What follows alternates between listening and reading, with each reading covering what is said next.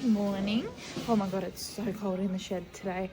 It is the 16th of June and today's a very exciting day. The boys are lifting the top part of the houseboat out of the shed.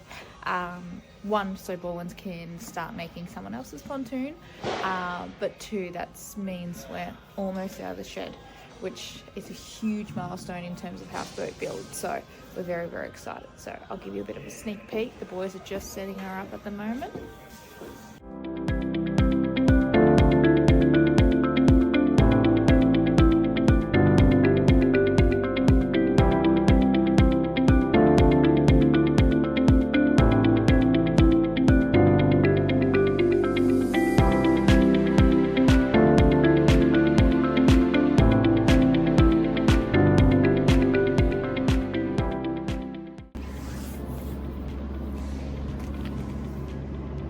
We're out of the shed. Oh my god, first level's out.